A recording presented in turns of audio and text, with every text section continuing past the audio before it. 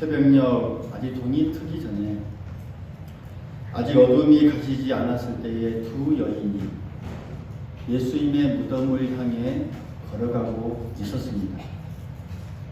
이 두 여인의 이름은 막달라 마리아와 또 다른 마리아입니다.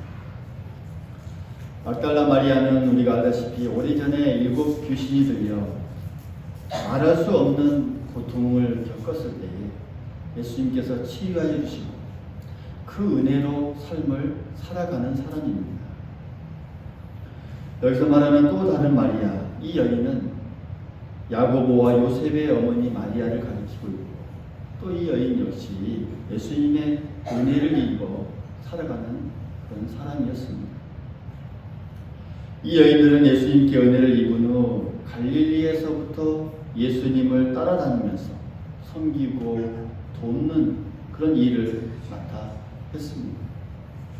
그리고 예수님께서 십자가에 못 박혀 죽게 되었을 때에 도망가지 아니하고 그 십자가의 곁을 지키며 예수님 옆에서 있었습니다. 그리고 이제 안식일이 지난 후에 무덤을 찾아갑니다. 어둑어둑한 그런 새벽녘에 그 무덤을 향해 한 걸음 발길을 옮깁니다. 예수님의 시신에 향품을 발라드리기 위해서이죠. 향품을 준비했다는 것은 그들이 예수님의 죽음을 확신했다는 것을 암시하기도 합니다. 시신에 향품을 발라 부패하는 것을 늦추고 또 냄새를 억제하는 것은 당시 중동 지방 풍습 중에 하나였습니다.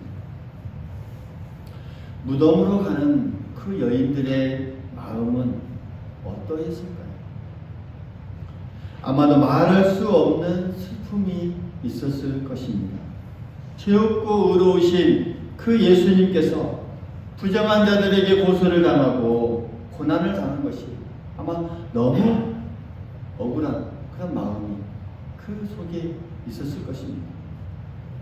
그토록 존경하고 사랑하던 예수님을, 그토록 겸손하고 온유하던 예수님을 다시 만날 수 없었기에 그들의 마음은 이별의 슬픔으로 가득했습니다.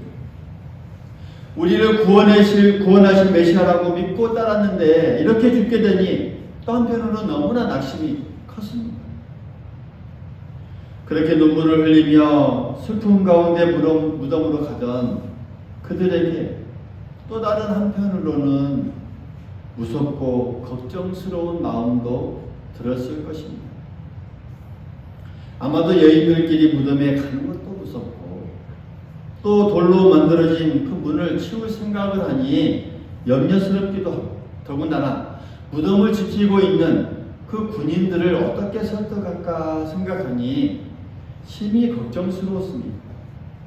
그들은 이렇게 슬픔과 또 두려움과 또 걱정과 염려 이 여러 가지 생각을 하면서 무덤으로 다가갔습니다. 그런 그들이 무덤에 도착한 후 그곳에서 상상 밖의 일을 보고 경험하게 됩니다. 그곳에 주님의 천사가 내려와 체진이 나고 문을 막고 있었던 그 돌이 굴러져 가고 하늘의 영광을 보게 되었을 때에 그 무덤을 지키던 군인들이 무서워서 기절해 버립니다. 무덤을 봉인하고 창과 칼을 들고 군인들이 지켰으나 하나님께서 직접 개입하시고 천사를 통해서 일을 시키시면 사람이 지킨다고 한들 그 무슨 소용이 있겠습니까? 든든하게 지킬 것 같았던 그 사람들이 모두 죽은 자와 같이 되어버리고 말았던 것이죠. 무덤에 온 여인들이 그러한 장면들을 봤을 때 얼마나 무서웠겠을까요? 얼마나 놀랐을까요? 얼마나 두려움이 그들 마음속에 이렇게 가득했을까요? 그런 여인들을 보고 천사들이 말합니다. 무서워하지 말라 라고 따뜻한 말로 위로합니다. 그리고 천사들이 여인들에게 놀라운 소식을 전해주죠. 6절에 말씀하고 있죠. 그가 여기 계시지 않고 그가 말씀하시던 대로 다시 살아나셨느니라. 이 여인들은 놀라운 이야기를 듣게 됩니다. 예수님께서 살아나셨다는 소식을 듣고 의아해하며 쳐다보는 그들에게 천사들은 여러 말씀을 통해서 예수님의 그 살아나심을 하나하나 이야기하면서 설명해 줍니다. 같은 내용이 있는 누가복음 말씀을 보면 천사들이 이렇게 말하고 있습니다. 누가복음 26장 6절에 보면 갈릴리에 계실 때에 너희에게 어떻게 말씀하시는지를 기억하라. 7절 이르기를 인자가 죄인의 손에 넘겨져 십자가에 못 박히고 제3일에 다시 살아나야 하리라 하셨느니라 한데 8절 이에 그들이 예수의 말씀을 기억하고 라는 내용들이 이 누가복음에는 좀 더 자세히 기록하고 있는 것을 우리는 볼 수가 있습니다. 예수님은 생전에 이미 고난을 당하고 십자가에 죽고 3일 만에 다시 살아나야 한다라는 그 말씀을 여러 번 말씀하셨습니다. 그러기에 이미 제자들도 또 여기에 온 여자들도 그 말씀을 다 들었습니다. 얼마나 자주 말씀하셨는지 그 얘기를 유대 지도자들도 알고 있었습니다. 그러기에 더욱 군인들로 하여금 무덤가를 지키도록 했던 것이죠. 예수님을 반대하던 사람들도 십자가에 죽으시고 부활하실 거라는 그런 사실을 다 기억하고 있었습니다. 오히려 제자들보다 더 잘 기억하고 있었죠. 이렇게 신자들은 예수님께서 생전에 하셨던 그 말씀을 상기시키면서 이 여인들에게 설명해 주고 있었습니다. 그리고는 이 빈 무덤에 들어와서 예수님께서 누우셨던 이 자리를 보라고도 말합니다. 여인들이 들어와 보니 시체가 있던 그 무덤은 텅 비어 있었고 시체를 쌌던 세마포는 그대로 남아 있었고 또 시체를 덮었던 수건도 가지런히 잘 개켜져 있었습니다. 무덤 안을 들여다보니 모든 것이 잘 정리가 되어 있었는데 예수님께서 계시지 않았습니다. 그냥 빈 무덤이었던 것이죠.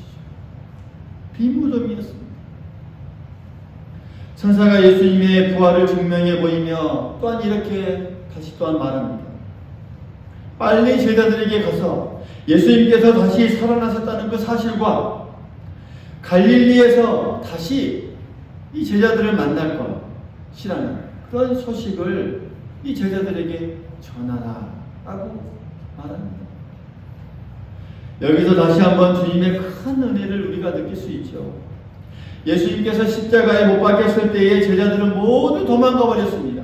그런 제자들을 버리지 아니하시고 그들을 다시 불러 부활하신 그 주님의 모습을 보여주시면서 그들을 다시 품으시길 원하셨던 그 주님의 마음을 우리는 깨달을 수 있습니다. 여인들이 이 천사들의 이야기를 듣고는 제자들에게 달려갔습니다. 빠른 걸음으로 달려갔습니다. 마음 한 구석에는 두렵고 떨리는 마음이 있었을 것입니다. 천사들을 만났다는 그 떨리는 마음, 그리고 죽은 사람이 다시 살아났다는 그 믿기 어려운 소식에 두렵기도 하고, 또 지금 우리가 듣고 본 것이, 이 경험한 것이 진짜인지 가짜인지 꿈인지 생시인지 분간할 수 없을 정도로의 이 혼란스러운 마음이 아마 한 군데 있었을 것입니다. 그리고 또 다른 한편으로는 예수님께서 다시 사셨다는 그 소식을 들었을 때에 흥분되기도 하고 또 너무 기쁘기도 했을 것이죠. 그러면서 예수님께서 예전에 하셨던 그 말씀들이 이제 하나하나 생각나기도 했고, 무덤에 비어있는 것도 이 두 눈으로 확인했고, 그 다시 사셨다는 그 확신으로 이 마음이 너무 감격스러웠습니다. 그리고 이 놀라운 소식을 제자들에게 알리기 위해 빨리 뛰어갔습니다. 무덤에 올 때에는 조심스럽게 조용히 왔으나 무덤을 떠날 때에는 제자들에게 이 기쁜 소식을 함께 나누어야겠다는 그 소식, 그 즐거운 마음으로 빠른 걸음으로 뛰어가는 그 여인들의 모습, 우리가 상상해 볼 수가 있습니다. 그러던 중에 그들은 예수님을 만납니다. 빠른 걸음으로 가야겠다 한 도중에 예수님을 만나죠. 천사들에게 예수님께서 다시 사셨다는 그 소식을 듣긴 했으나 이번에는 진짜로 만나게 된 것입니다. 눈으로 확인하게 되는 것이죠. 예수님께서 그들을 보고 첫 마디로 말씀하죠.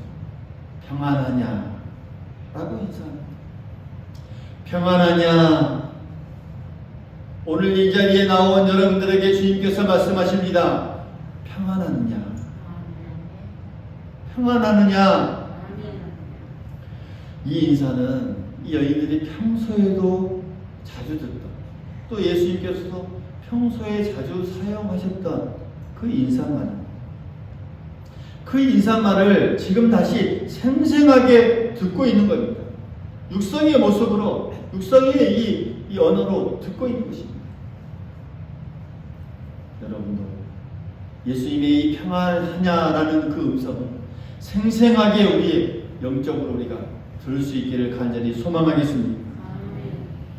십자가에 죽으신 그분, 그들의 머릿속에는 이 고통을 겪고 십자가에 죽으신 그 예수님만 그 머릿속에 생생하게 기억하고 있었는데, 그 무덤에 묻힌 그 예수님만 생각하고 있었는데, 그 예수님께서 지금 이 자리에서 평안하냐 라고 이야기할 때 그들은 한편으로는 생소하지만 그러나 평소에 자주 듣던 그런 육성이었기에 그들에게는 너무나 친숙함으로 다가왔다.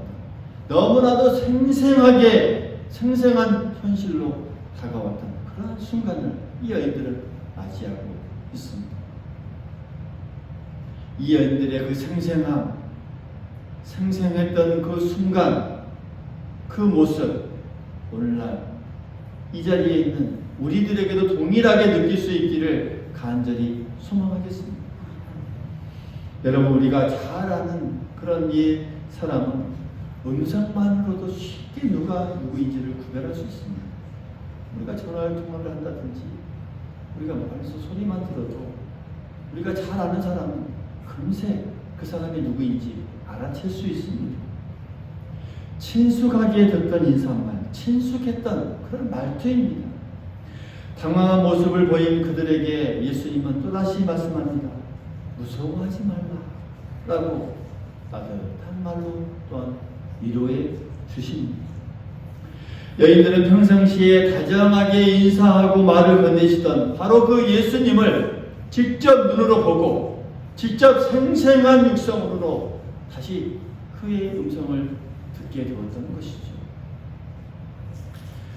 예수님께서 십자가에서 죽으셨다고 절망적으로 생각하고 있었는데 예수님께서 그전 그대로의 친숙한 모습으로 다시금 만나게 되니 예전에 친숙했던 그 관계가 이제 다시 회복되는 놀라운 순간입니다. 죽었다 생각했던 사람을 다시 만나니 얼마나 기쁘겠습니까? 덥석 그 앞에 무릎을 꿇고 머리를 숙였습니다.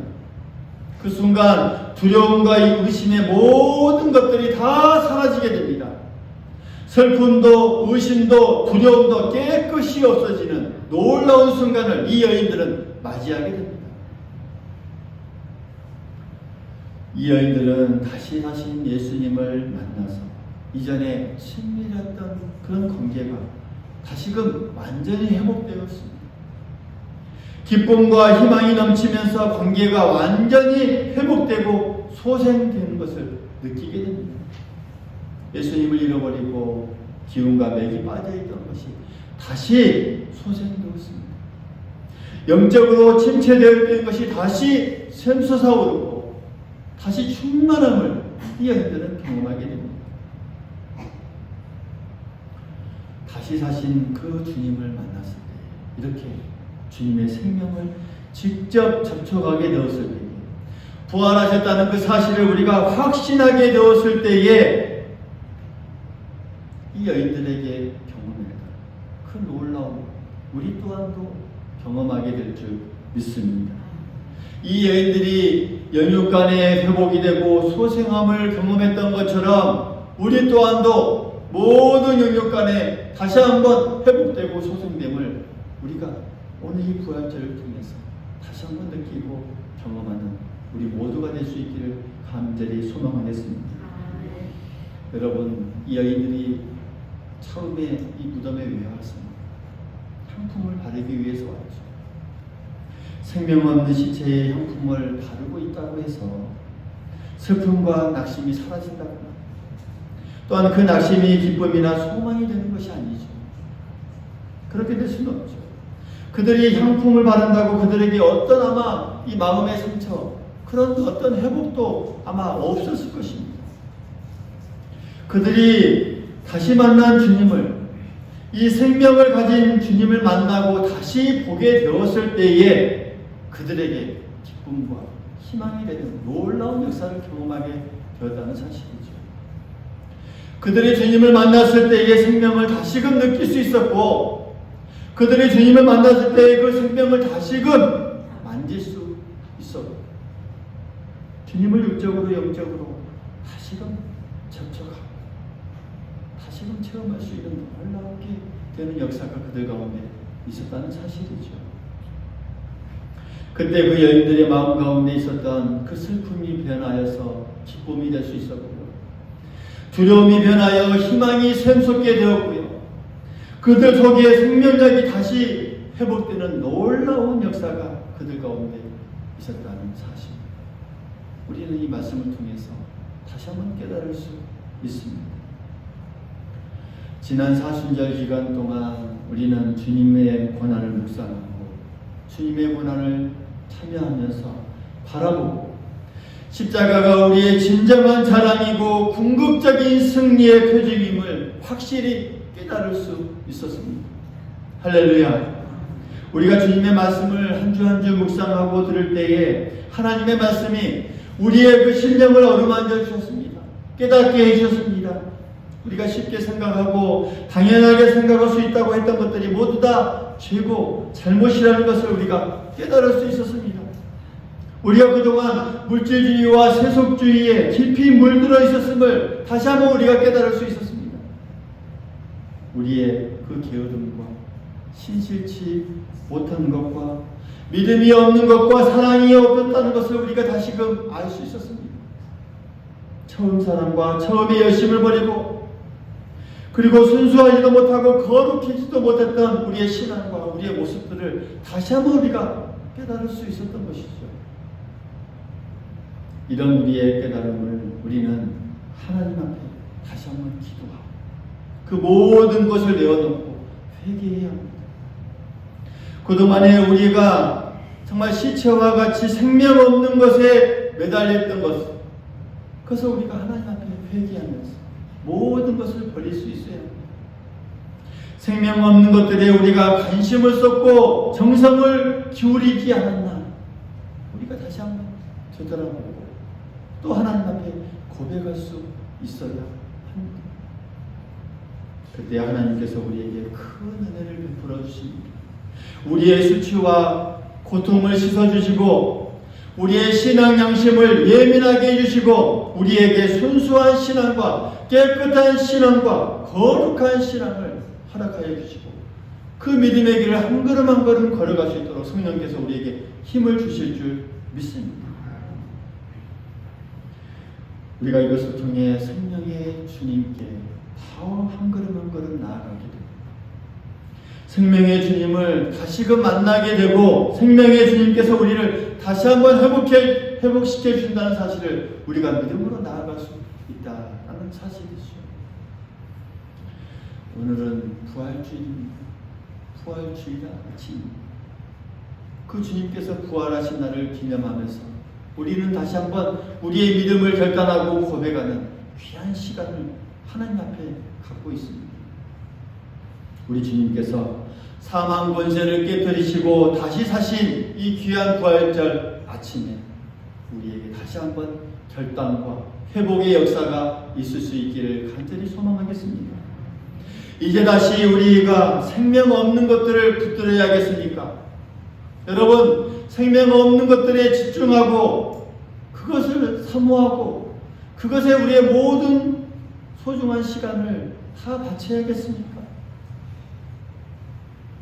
생명 없는 것들을 붙들고 그것을 어루만지면서 낙심하고 슬퍼하고 있는 우리에게 다시 사신 주님께서 우리 가운데 오실 것이죠.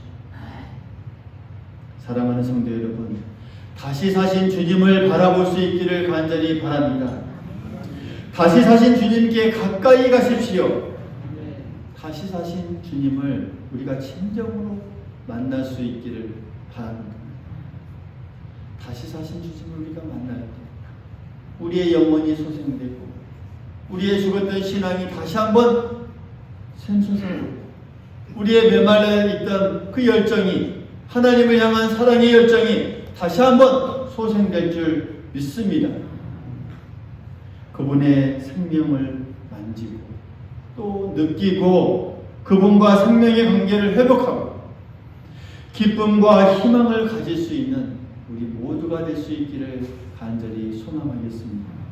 그래서 우리의 신앙과 삶이 다시금 회복되어서 믿음의 열정, 예배의 열정, 신앙의 열정, 기도의 열정이 회복되므로 하나님 앞에 한 걸음 한 걸음 더 가까이 다가가는 우리 모두가 될 수 있기를 간절히 소망합니다.